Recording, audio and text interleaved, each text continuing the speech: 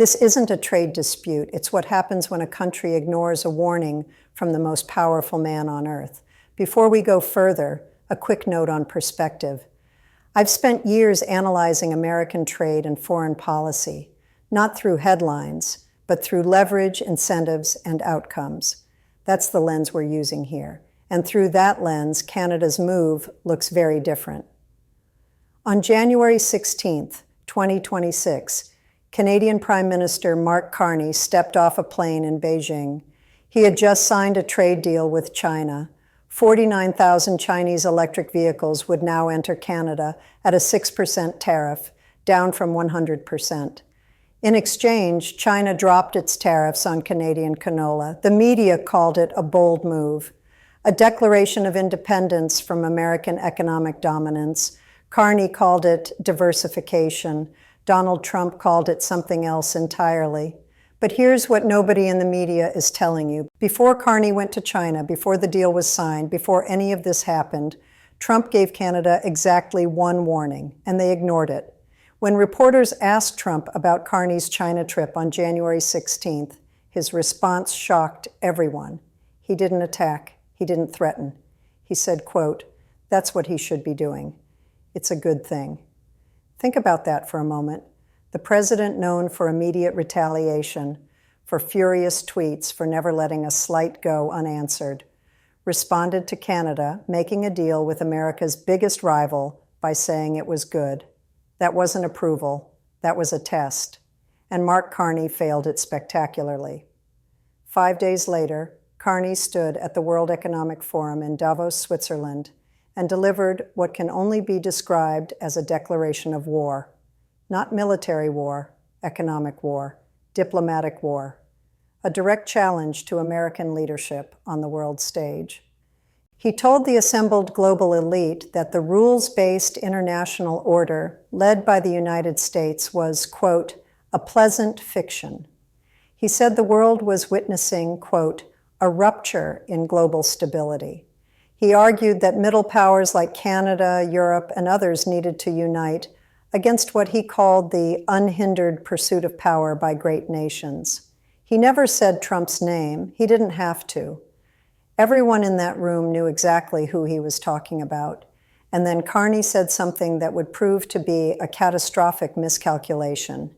He said China was, quote, "more predictable than the United States." More predictable.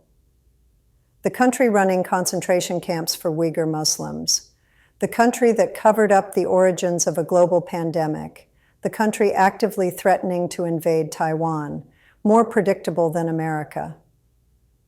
That wasn't economic policy. That was a public humiliation attempt directed at the President of the United States, delivered on the global stage, in front of the world's most powerful business leaders and politicians.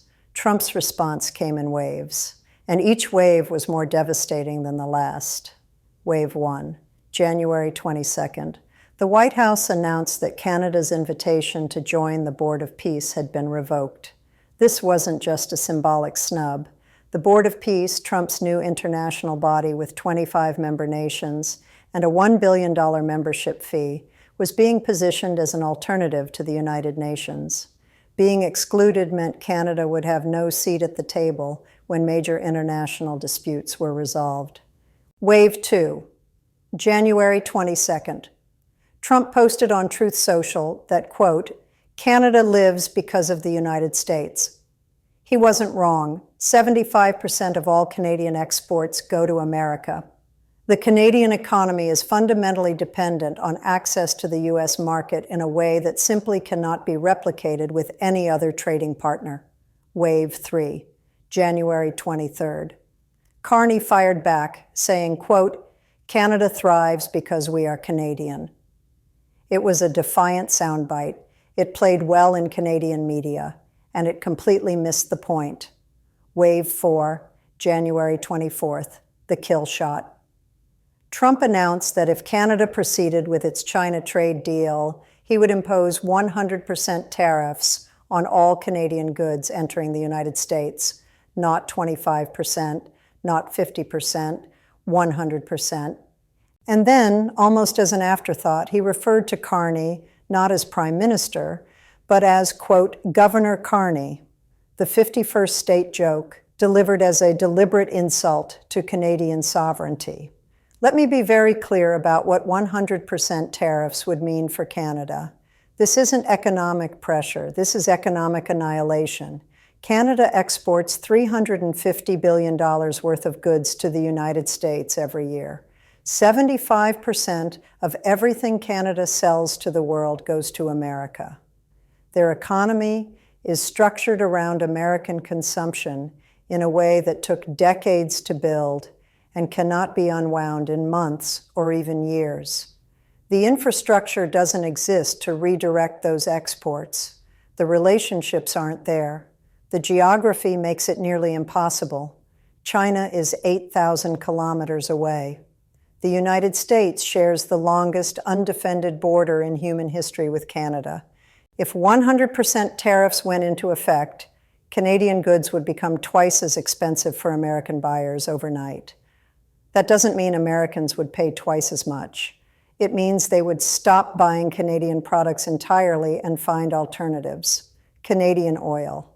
4.1 million barrels per day flow into American refineries. Those refineries are specifically configured to process heavy crude from Alberta's oil sands. But at 100% tariffs, American companies would be forced to find alternatives from Venezuela, Mexico, or the Middle East, regardless of the cost and difficulty. Canadian lumber. 30% of all lumber used in American construction comes from Canada. At 100% tariffs, that lumber becomes uncompetitive overnight. American builders would switch to domestic suppliers or imports from Europe and South America. Canadian auto parts. The North American automotive industry is deeply integrated, with components crossing the border multiple times during production. 100% tariffs wouldn't just hurt Canadian suppliers. They would force a complete restructuring of how cars are manufactured on this continent. The Canadian economy would not survive this, and Mark Carney knows it. So why did he do it? Why did the Prime Minister of Canada, a former central banker who understands economics better than almost any politician alive, deliberately provoke the one country his nation cannot afford to antagonize? There are three possible explanations, and none of them reflect well on Canadian leadership. Explanation 1. Carney genuinely believed Trump was bluffing. This would be a staggering misread of the situation. Trump has imposed tariffs on Canada before. He did it in his first term with steel and aluminum. He did it again in early 2025 with sweeping 25% duties. Every time experts said he wouldn't follow through, he did. The pattern is consistent and unmistakable. Trump makes a threat. Critics say it's just negotiating posture. Trump follows through. Critics express shock. This cycle has repeated so many times that anyone still betting on Trump backing down is simply not paying attention. Explanation 2. Carney is playing to a domestic audience. His approval ratings in Canada depend on appearing strong against American pressure. Canadians, by overwhelming margins, reject the idea of becoming the 51st state. Polling shows 90% opposition to annexation. Standing up to Trump, even if it's economically suicidal, plays well politically in the short term. But this is the equivalent of a chess player sacrificing their queen for a pawn. Yes, you might win applause from the audience, but you've just guaranteed you'll lose the game. Explanation 3. Carney has calculated that Canada is dead either way. If Trump is determined to economically subordinate Canada, regardless of what Carney does, then perhaps going down fighting is better than going down begging. There's a certain tragic logic to this. If the outcome is predetermined, why not at least maintain dignity? Why not show the world that Canada won't submit without resistance? The problem with this explanation is that it assumes Trump's goal is conquest rather than compliance. Everything in Trump's behavior suggests he wants deals, not destruction. He wants Canada to align with American interests, not to be absorbed into the United States. The 51st state rhetoric is leverage, not a policy goal. Trump has used similar language about Greenland, about the Panama Canal, about Mexico. It's a negotiating tactic designed to establish an extreme position from which to extract concessions. Carney could have given Trump a small win, a symbolic concession on dairy tariffs, a joint statement on border security, some face-saving measure that would have allowed both leaders to claim victory. Instead, he went to Davos and publicly compared the United States unfavorably to communist China. He called American leadership a fiction. He tried to organize a coalition of middle powers to counterbalance American influence. That's not negotiation, that's confrontation. And in a confrontation between Canada and the United States, the outcome is not in doubt. Let me show you exactly how lopsided this fight is. Canada's gross domestic product is approximately $2.1 trillion. The United States GDP is over $28 trillion. The American economy is more than 13 times larger than Canada's. Canada's population is 40 million people. The United States has 335 million. America has more than 8 times as many consumers, workers, and taxpayers. Canada's military budget is approximately $27 billion. The United States spends over $800 billion on defense. The American military is larger than the next 10 countries combined. When Trump says Canada lives because of the United States, he's not being cruel. He's being accurate. The Canadian economy, Canadian security, Canadian prosperity, all of it exists within a framework of American power and American markets. This doesn't mean Canada has no leverage. They supply energy that American refineries depend on. They're a crucial security partner in North American defense. They control access to Arctic shipping routes that will become increasingly important as ice melts. But leverage only works if you use it strategically. It only works if you understand the relative power dynamics and negotiate accordingly. What Carney did at Davos wasn't strategic leverage. It was public humiliation directed at a man who never forgets a slight and never lets one go unpunished. And now Canada is trapped. If Carney backs down from the China deal, he looks weak. His domestic political support collapses. He becomes the Prime Minister who talked tough and then surrendered the moment Trump pushed back. If Carney proceeds with the China deal, 100% tariffs go into effect. The Canadian economy enters a depression. Unemployment skyrockets. His political career ends not with a surrender, but with an economic catastrophe he caused. If Carney tries to find a middle ground, some compromise that partially satisfies both sides, he's negotiating from a position of total weakness. Trump knows Canada can't survive a trade war. Any deal made now will be on American terms, not Canadian ones. This is what happens when you mistake rhetoric for strategy, when you confuse applause for power, when you challenge someone who holds all the cards because you don't like the way they're playing the game. The comparison to other countries Trump has pressured is instructive. When Trump threatened tariffs on Mexico in 2025, Mexican President Claudia Sheinbaum made public statements defending Mexican sovereignty. But behind closed doors, she negotiated. She offered cooperation on border security. She agreed to measures that addressed American concerns. The tariffs were paused. The relationship, while strained, remained functional. When Trump demanded NATO countries increase defense spending, many leaders complained publicly. But they also started writing bigger checks. Defense budgets across Europe increased. Trump got what he wanted without destroying the alliance. When Trump pressured Denmark over Greenland, there was initial outrage. But within days, NATO Secretary General Mark Rutte was in Davos announcing a framework for Arctic security cooperation. Trump claimed victory. Denmark preserved sovereignty over Greenland. Both sides found an exit ramp.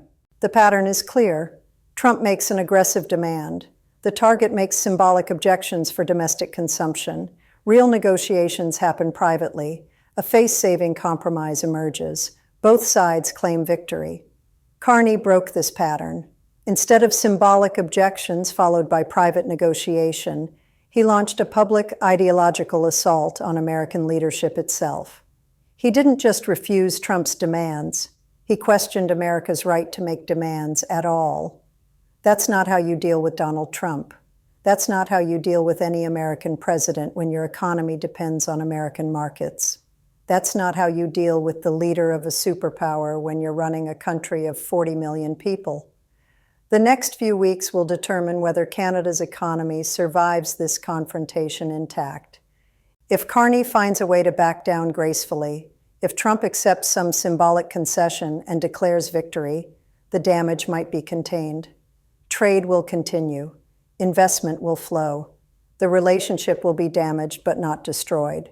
If neither side blinks, if 100% tariffs actually go into effect, the consequences will be measured in hundreds of billions of dollars. Canadian businesses that export to America will face immediate bankruptcy. Supply chains that took decades to build will collapse in weeks. The integrated North American economy will fracture along national lines. American consumers will also pay a price. Prices for lumber, energy, and manufactured goods will rise. Some industries will face shortages. The economic damage won't be limited to one side of the border. But here's the asymmetry that Carney seems not to understand.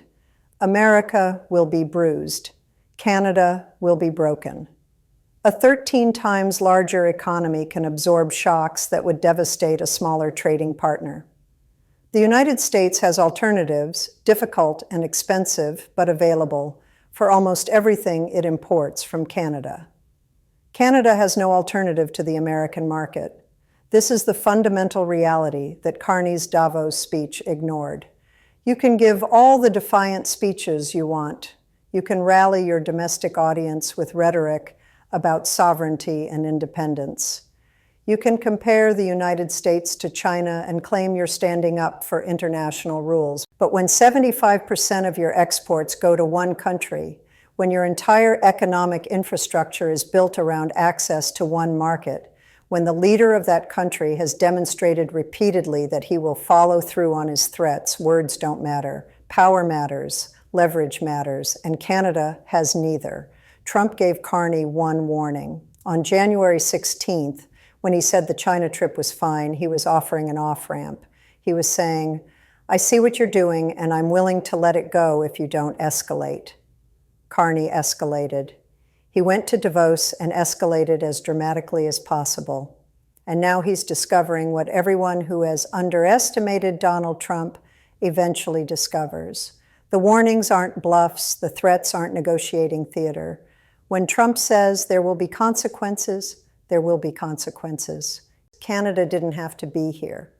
This crisis was entirely avoidable.